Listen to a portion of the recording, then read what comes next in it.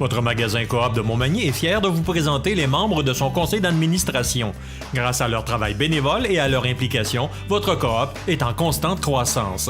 Merci à Catherine Boudreau, administratrice depuis 2 ans.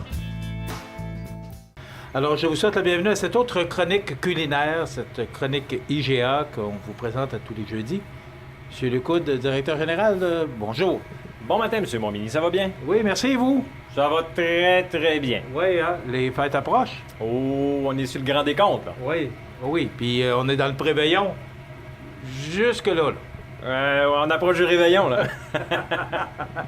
Non, mais cette année, je trouve la promotion préveillon, ça dit bien ce que ça veut dire. Effectivement, le mot le dit, donc c'est nos réveillons avant le réveillon, donc c'est nos préveillons.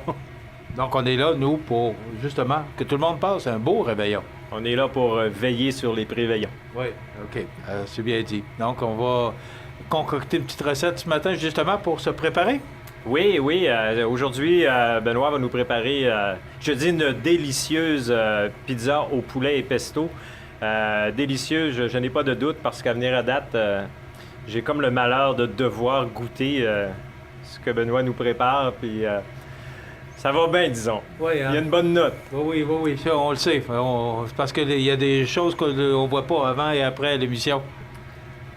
Parce que c'est M. Hood qui déguste les mets préparés par notre ami Benoît. Je suis le goûteur officiel. Oui. Puis il mange tout. Alors, on se retrouve après la chronique. Merci, Luc. Bonjour. Bonjour. Vous allez bien? Oui, je pense que Luc est toujours à même d'apprécier ce que tu nous prépares à chaque chronique. Oui, il a l'air aimé ça, en tout cas. En tout cas, Il en reste pas souvent, On y va aujourd'hui avec une pizza au poulet. Et pesto, Et oui, pesto. avec une pâte romarin et citron qu'il y a en bas dans les mêmes pains pita. Vous avez juste à demander à la boulangerie, ils vont vous référer les places où ils sont. C'est un beau produit à découvrir aussi. OK. Je trouve que ça Pourquoi, donne un- pourquoi tu nous proposes cette pâte-là? Parce que le citron et le romarin il a vraiment un goût plus fort que le citron. Ça fait acide et fines herbes qui donnent avec le poulet et le pesto un goût extraordinaire. OK. D'accord. Donc, on y va avec la pâte. On va partir. Et On après va couper ça, le poulet en lanière. C'est environ une poitrine de poulet. Là, vous pouvez le couper en 4 qui va donner chacun une pointe pour 4 personnes. Des tranches assez minces. Donc, le Ensuite, préparer en lanière. on va le préparer à lanière. On va le mettre comme ceci. Je vais mettre de l'huile d'olive. On aurait pu prendre n'importe quelle huile, il n'y a aucune différence. J'aime OK. bien l'huile d'olive. Ouais. Ça donne du bon goût. Quand même en bonne quantité. Oui, après ça, moi on va prendre des épices Tex-Mex Clubhouse qu'on a dans l'épicerie. On a plusieurs sortes, vous pouvez prendre celle-là que vous voulez. Il y a des épices grecques, il y a des épices à poulet, au barbecue, au poivre. Il y a différentes sortes qui sont sorties. Je les ai toutes essayées et sont toutes bonnes. Selon les goûts selon les goûts de chacun. Là, je vais le faire mariner mon poulet. Toujours à l'œil. Non, d'habitude, c'est une cuillère à thé, une cuillère à soupe. On va mélanger bien comme il faut.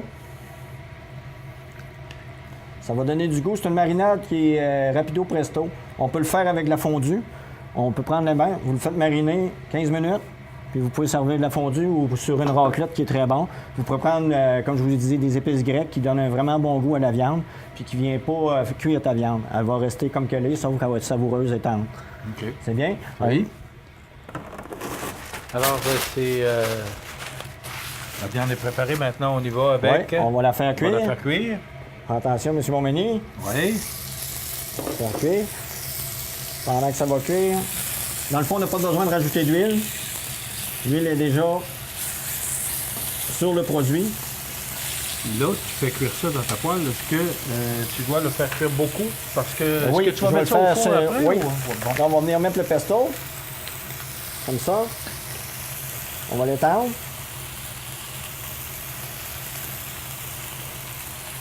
On y va, mais on n'en met pas trop.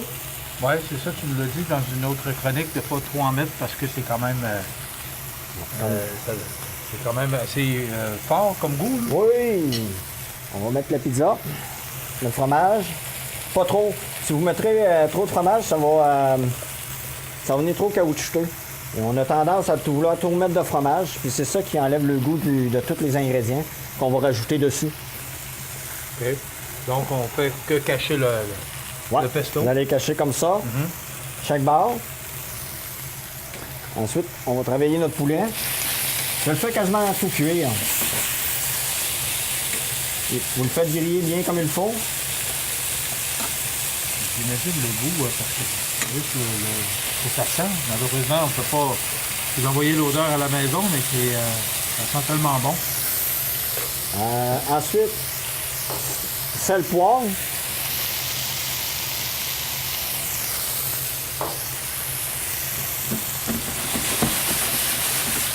On va faire comme ça. Ensuite, on va venir prendre chaque morceau, on va le mettre sur la pizza. Les mettre un à un. Oui. Vous pouvez le laisser refroidir, il n'y a aucun problème, là, si vous voulez les faire pour plus tard.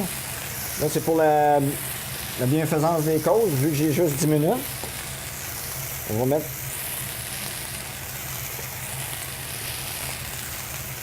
Comme ça.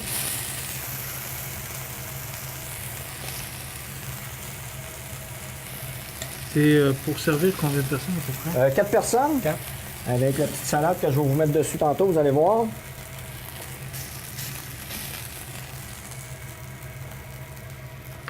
Comme ceci. Ça va être 5 à 6 minutes au four à 400 pour que la pâte vienne vraiment griller. OK? Je vais la mettre au four. Elle est déjà cuite. Pas vite ici.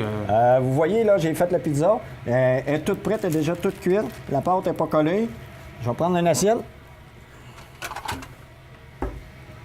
Ça, on peut prendre n'importe quelle sorte de pâte. Oui, il n'y a aucun problème. Pour les gens sans gluten, là, Oh, oui. ça pourrait se faire avec des pâtes sans gluten pour avoir le même résultat. Oui. Ensuite, je vais prendre de la coriandre.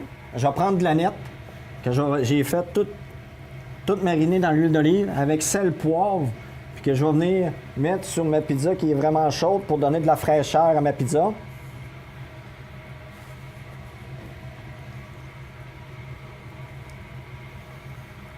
Comme ceci.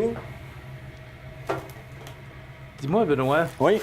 quand tu arrives à la maison, tu te prépares de belles choses, belles et bonnes choses comme ça pour passer ta journée Oui, la là-dedans? blonde vous dirait la même chose, oui. Qui vous donne une pizza au pesto et avec une petite salade de coriandre et aneth.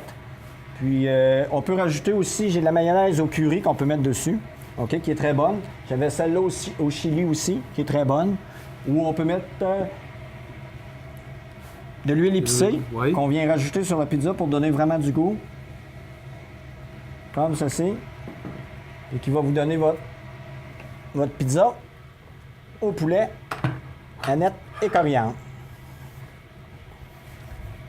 Alors, je sens que ça va disparaître rapidement. Ah oui, Notre directeur général s'approche. oui, oui, oui. Hey, merci beaucoup. C'est Ça fait vraiment plaisir. des belles recettes à proposer pour le temps des fêtes. Oui, Merci beaucoup, de Benoît. rien. Alors, on va le retenir un peu. Belle suggestion. Effectivement, puis ce que je veux que les gens retiennent derrière ça, c'est la simplicité de la préparation. On a souvent tendance à penser que de préparer des petites choses un peu plus, entre guillemets, fancy, on va passer des heures et des heures à cuisiner. Écoutez, ce qu'on vous présente, c'est entre 5 et 10 minutes maximum de préparation. Puis je regarde cette pizza-là, c'est pas une pizza conventionnelle, qu'on se le dise. Écoutez, l'odeur, on en parle souvent de l'odeur. Bien, l'odeur, vous pouvez la recréer à la maison. Honnêtement, ça semble bon. J'ai vraiment hâte d'y piquer ma fourchette. Mais il faut le dire, ça prend 10 minutes le faire. Oui. Parce qu'on le fait ici même. La seule chose, c'est la cuisson. Oui, bon, c'est 15 parce que minutes, puis c'est prêt. Une quinzaine de minutes. Oui. Donc, ça veut dire, dans l'espace d'une demi-heure, vous avez ça pour recevoir vos invités, puis c'est une belle suggestion. Écoutez, ça prend 10 minutes à préparer, 15 minutes de cuisson, donc ça donne juste le temps de prendre un petit verre de vin puis de manger une petite bouchée, comme on vous a montré peut-être les 2 dernières semaines ou les semaines précédentes. Donc, il y a moyen d'agrémenter nos préveillons. Oui.